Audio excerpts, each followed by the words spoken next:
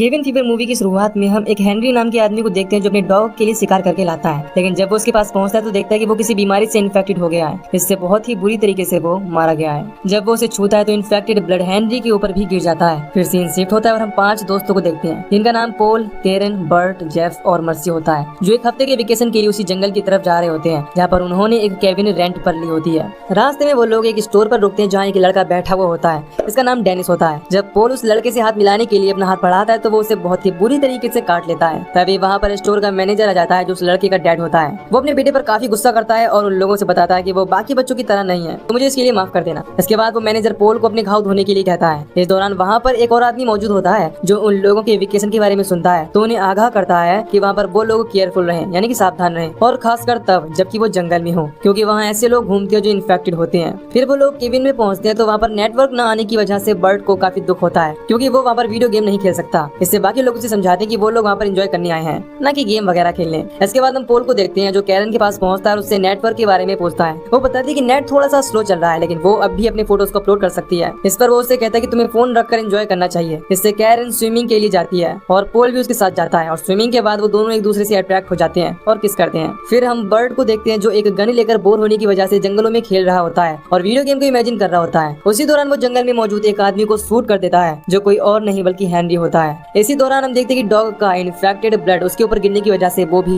पूरी तरह से इन्फेक्टेड हो चुका है। इससे बर्ट बहुत ज्यादा डर जाता है। हालांकि हेनरी उससे मदद मांगता है, लेकिन बर्ट उसे अपने पास आने के लिए मना करता है और उसे मारने की धमकी देता है। इसके बाद वो वहाँ से भाग जाता है और हेनरी हेल्प के लिए चिल्लाता रह जाता है। इधर बर्ट वापस आने के बाद किसी को इस बारे में नहीं बताता। जब शाम को वो लोग कैंप फायर के पास बैठकर पार्टी कर रहे होते हैं तभी वहाँ पर कॉर्नर नाम का एक आदमी आता है, जिसके साथ एक डॉग भी होता है। वो उन लोगों से कैंप फायर के पास बैठने के लिए पूछता है, हालांकि वो लोग उसे मना करने की कोशिश करते हैं, लेकिन वो नहीं जाता। फिर कॉर्नर उन लोगों को आइडिया देता है जिससे वो लोग एक दूसरे को चैलेंज करते हैं कि वो जब तक यहाँ पर रहेंगे तब तक पानी की जगह पर सिर्फ बियर पिएंगे। तभी वहाँ पर मौसम खराब हो जाता है, जिससे कॉर्नर अपने कैंप में चला जाता है और वो लोग भी केबिन के अंदर चले जाते हैं। जब वो लोग बैठकर बातें कर रहे होते हैं उसी समय कोई उनका दरवाजा नॉक करता है। जब वो चेक करती है तो वहाँ पर कोई और नहीं बल्कि हेनरी होता है जिसे बर्ट ने गोली मारी थी। वो उन लोगों से मदद मांगता है और कहता है कि उसका शरीर जल रहा है और उससे डॉक्टर चाहिए। तभी उसकी नजर बर्ट पर पड़ती है तो वो उन लोगों से बताने वाला होता है कि बर्ट ने उसे गोली मारी है, लेकिन इससे पहले ही बर्ट दरवाजा बंद कर देता है। इससे बाकी लोग उसे ऐसा करने से मना करते हैं और कहते हैं कि उसे डॉक्टर की जरूरत है। तभी वो देखते हैं कि हेनरी उनकी गाड़ी चोरी करके ले जा रहा है। बर्ट अपनी गन उठाकर बाकी लोगों के साथ बाहर आता है और उसे गाड़ी से बाहर आने के लिए कहता है। उसी समय हम देखते हैं कि हेनरी का शरीर धीरे धीरे पिघल रहा है। तभी बर्ट गाड़ी के टायर को शूट कर देता है जिससे वो गाड़ी से बाहर निकल आता है। वो लोग उसे दूर रहने के लिए कहते हैं और पोल भी उसे एक जलती हुई लकड़ी से डराने की कोशिश करता है, लेकिन हेनरी की हालत देखकर उसके हाथों से वो लकड़ी गिर जाती है जिससे हेनरी को आग लग जाती है और वो जलता हुआ ही जंगलों की तरफ भाग जाता है। इसके बाद हम अगले सीन में देखते हैं कि जब वो लोग इस बारे में डिस्कस कर रहे होते हैं तो कैरन कहती है कि हमें पुलिस को इस बारे में बताना चाहिए क्योंकि हमारी इसमें कोई भी गलती नहीं है, लेकिन उनके पास पुलिस को इन्फॉर्म करने के लिए ना तो फोन में नेटवर्क था और न ही गाड़ी।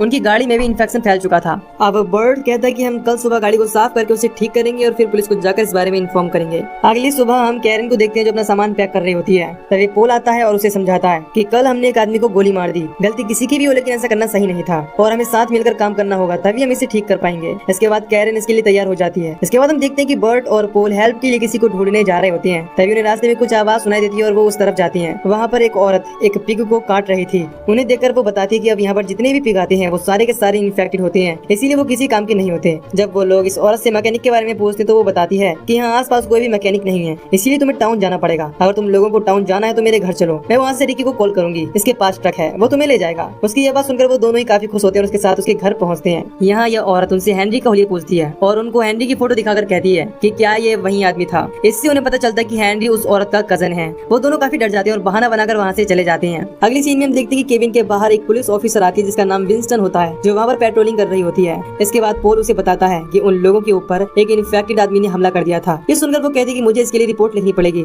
हालांकि इस दौरान हम देखते हैं कि वो पुलिस ऑफिसर काफी अजीब बर्ताव कर रही होती है, लेकिन जब पोल उससे हेल्प मांगता है और गाड़ी के लिए कहता है तो वो उसकी मदद के लिए एक गाड़ी भेजने के लिए कहती है और वहाँ से चली जाती है। अब जब पोल और बर्ट गाड़ी की सफाई कर रहे होते हैं तभी उन्हें कॉर्नर का डॉग दिखाई देता है जो कि इन्फेक्टेड लग रहा था और वो उन लोगों को काफी अजीब तरीके से देख रहा था। इससे पोल डर जाता है और उसे एक पत्थर से मारने वाला होता है, लेकिन तभी मर्सी वहाँ आ जाती है और डॉग के आसपास गन से शूट करती है, इससे वो डरकर वहाँ से भाग जाता है। फिर अगले सीन में हम कैरन को देखते हैं जो सो रही होती है। उसके पास पोल पहुँचता है लेकिन उसे सोता हुआ देखकर वापस जाने लगता है। तभी वो उसे रोक लेती है और अपने पास लेटने के लिए कहती है। इसके बाद वो उसे किस करने लगती है। इसी दौरान जब पोल उसे टच करता है तो उसे बहुत दर्द होने लगता है। वो उसके ऊपर से चादर हटाता है और देखता है कि कैरन भी इन्फेक्टेड हो चुकी है। इससे डरकर वो सभी लोगों को आवाज लगाता है। फिर कैरन उन सभी लोगों से हेल्प करने के लिए कहती है, लेकिन बर्ट उन सबको रोक लेता है और कैरन को बेड पर ही रहने के लिए कहता है। हालांकि इस दौरान कैरन बहुत ही ज्यादा बुरी तरीके से रो रही थी क्योंकि उसे दर्द हो रहा था, लेकिन वो किसी को भी उसके पास नहीं जाने देता और सभी लोगों को समझाने की कोशिश करता है कि वो उन सबको इन्फेक्टेड होने से बचा रहा है। इसके बाद वो सब लोग एक दूसरे को भी चेक करते हैं और कैरन को एक दूसरे कमरे में शिफ्ट कर देते हैं जिससे बाकी लोग इन्फेक्टेड ना हो। अब हम देखते हैं कि ये लोग प्लान कर रहे हैं कि सब लोग अलग अलग खाना खाएंगे और अलग अलग ही सोएंगे और सब लोग साथ साथ ही रहेंगे ताकि एक दूसरे की मदद कर सके। तभी वो लोग देखते कि कॉर्नर का डॉग फिर से वहाँ आ जाता है जिसकी हालत बहुत ज्यादा खराब थी और वो कैरन के रूम का दरवाजा खोलने की कोशिश करता है, जिससे बर्ट गन लेकर बाकी लोगों के साथ उसे शूट करने के लिए बाहर निकलता है, लेकिन देखते ही देखते वो गायब हो जाता है। जब वो लोग वहाँ जाकर चेक करते हैं तो वो कुत्ता पूरी तरह से पिघल गया होता है, यानी कि मेल्ट हो गया होता है। अब अगली सुबह हम बर्ट को देखते हैं जो गाड़ी स्टार्ट कर लेता है और बाकी लोग कैरन को वहाँ से ले जाने के लिए लाते हैं, लेकिन इसी दौरान हम देखते हैं कि बर्ट भी इन्फेक्टेड हो चुका है, लेकिन वो बाकी लोगों से ये चीज छुपा लेता है। इधर जेफ कैरन को गाड़ी में ले जाने के लिए मना करता है, लेकिन बाकी लोग नहीं मानते और कहते हैं कि हम इसे यहाँ पर अकेले छोड़कर नहीं जा सकते। इस दौरान जेफ ये बात जान जाता है कि बर्ट भी इन्फेक्टेड हो चुका है और वो उससे इस बारे में पूछता है, लेकिन ये सुनकर बर्ट अकेले ही गाड़ी लेकर वहाँ से भाग जाता है। इसके बाद हम देखते हैं कि जेफ भी उन लोगों को छोड़कर जाने लगता है। मर्सी उसे रोकने की कोशिश करती है, लेकिन वो नहीं रुकता और कहता है कि तुम लोगों की वजह से इन्फेक्शन फैल रहा है, तुम लोग बेवकूफ की तरह एक दूसरे को इन्फेक्शन फैला रहे हो। इससे मर्सी बहुत गुस्सा होती है। इसके बाद पॉल कैरन के सारे इन्फेक्टेड कपड़े एक पॉलिथीन में इकट्ठा करके नदी में फेंक देता है। फिर जब वो मर्सी से बात कर रहा होता है तो वो कहती है कि हम सब भी यहीं पर इन्फेक्टेड होकर मर जाएंगे और हम चाहकर भी कुछ नहीं कर पाएंगे। इसके बाद इमोशनल होने की वजह से वो दोनों काफी करीब आ जाते हैं और एक दूसरे के साथ इंटीमेट हो जाते हैं। तभी हम देखते हैं कि मर्सी भी इन्फेक्टेड हो चुकी है। इधर हम बर्ट को देखते हैं जो उसी स्टोर में पहुंच जाता है और मैनेजर उसकी हालत देखकर समझ जाता है कि वो इन्फेक्टेड है। हालांकि बर्ट उसे डॉक्टर को कॉल करने के लिए कहता है। वो मैनेजर इस चीज के लिए मान जाता है। तभी उसका बेटा बर्ट को काट लेता है, जिससे वो मैनेजर बहुत गुस्सा हो जाता है क्योंकि उसका एक बेटा पहले ही मर चुका है और अब दूसरा भी इन्फेक्टेड हो चुका है। इसलिए वो बर्ट को मारने के लिए गन मंगाता है। इससे बर्ट बहुत डर जाता है और वहाँ से गाड़ी लेकर भागने की कोशिश करता है। उसके जाने के बाद मैनेजर अपने दोस्तों से कहता है कि केबिन में गए सारे लोग इन्फेक्टेड हो चुके हैं, इसीलिए हमें पुलिस को कॉल करना चाहिए और उन लोगों को मार देना चाहिए। फिर वो उन्हें मारने के लिए बर्ट के पीछे जाते हैं। इधर बर्ट जब समझ जाता है कि मैनेजर उसका पीछा नहीं छोड़ेगा तो वो गाड़ी से उतरकर जंगल की तरफ भागने लगता है। इधर हम मर्सी को देखते हैं जिसका इन्फेक्शन बढ़ रहा होता है। जब वो रेजर से पैरों के हेयर रिमूव कर रही होती है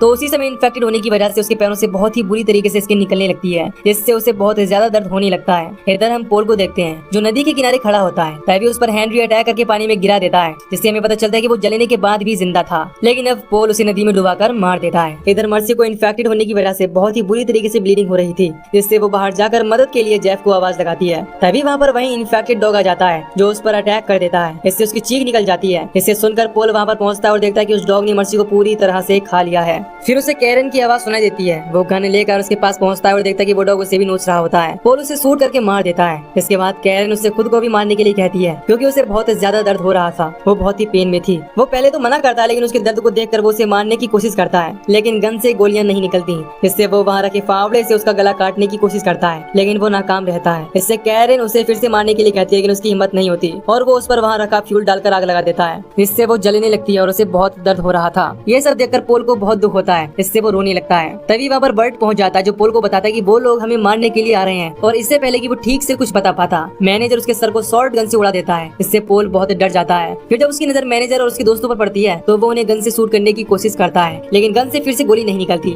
मैनेजर का एक दोस्त उसे बताता है कि तुम्हारी सेफ्टी ऑन है। इसके बाद पोल मैनेजर के शूट करने से पहले ही सेफ्टी रिमूव करके उन तीनों को गोली मार देता है, जिससे वो वहीं पर मारे जाते हैं। फिर पोल मैनेजर की गाड़ी लेकर वहाँ से निकलने की कोशिश करता है, लेकिन जब वो अपने हाथ देखता है तो उसे पता चलता है कि वो भी इन्फेक्टेड हो चुका है। इससे उसका ध्यान भटक जाता है और उसका एक्सीडेंट हो जाता है। इसके बाद वो गाड़ी से बाहर निकलता है और पैदल चलते हुए कैंप फायर तक पहुँचता है, जहाँ पर उसे शेरिफ विंगस्टन मिलती है, जिसने उसकी मदद करने का वादा किया था। वो उसे कहता है कि तुमने ट्रक भेजने के लिए कहा था। इस पर वो उसे रिलैक्स होने के लिए कहती है। इसके बाद पोल उसे लिफ्ट देने के लिए कहता है। तभी विंगस्टन के पास ऑफिस से कॉल आता है और उसे बताया जाता है कि केबिन में कुछ लड़के रुके हुए हैं जो कि इन्फेक्टेड हैं और उनके पास हथियार भी हैं, इसीलिए उन्हें देखते ही गोली मार दो। ये सुनकर विंगस्टन पोल की तरफ गन घुमाती है और उससे दूर रहने के लिए कहती है, लेकिन पोल उसकी तरफ बढ़ता है और विंगस्टन को समझाने की कोशिश करता है कि ये सब कुछ तुम्हारी वजह से हुआ है। तुम मुझे केबिन में देखने के लिए गई थी और अब मैं तुम्हारी हेल्प से डॉक्टर से मिलने के लिए जाऊंगा। इसके बाद वो ऑफिसर विंगस्टन से काफी रिक्वेस्ट करता है, यानी कि गुजारिश करता है। इसके बाद वो तैयार हो जाती है और कहती है कि तुम यहाँ से शॉर्टकट लेकर रोड तक पहुंच जाओगे। लेकिन जब वो जंगल के रास्ते से आगे बढ़ता है तो उसे पता चलता है कि विंगस्टन ने उसे फंसा दिया है, क्योंकि वहाँ पर कोई भी रास्ता नहीं है। इससे वो बहुत दुखी हो जाता है और रोने लगता है। अब हमें अगले दिन का सीन दिखाया जाता है जहाँ जेफ वापस से उस केबिन में आता है और उसे सब लोग मरे हुए मिलते हैं। इससे देखकर वो पागलों की तरह हंसने लगता है। तभी उसकी नजर अपने हाथ पर पड़ती है। उसे पता चलता है कि वो भी इन्फेक्टेड हो चुका है। उसी समय विंगस्टन उसे शूट करके मार डालती है। इसके बाद हम देखते हैं कि पोल भी जंगल में रास्ता न मिलने की वजह से मारा गया है। फिर उस केबिन में पुलिस ऑफिसर आते हैं जो वहाँ मरे हुए लोगों की डेड बॉडी लेकर चले जाते हैं। अगले सीन में एक लड़की को देखते हैं जो उसी केबिन की फोटो चेक कर रही होती है, लेकिन जब वो इन्फेक्टेड लोगों की फोटो देखती है तो बहुत डर जाती है।